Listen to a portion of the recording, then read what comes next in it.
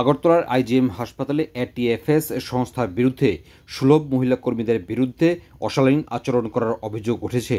দীর্ঘদিন যাবৎ এই হাসপাতালে কর্মরত সুলভ মহিলা কর্মীরা কাজ করে আসছেন, কিন্তু বর্তমানে এই সংস্থা কাজের দায়িত্ব গ্রহণ করার পর হাসপাতাল সাফাই করার জন্য ফিনাইল, ঝাড়ু, মগ এবং বিভিন্ন সামগ্রী সঠিকভাবে সরবরাহ করছে না।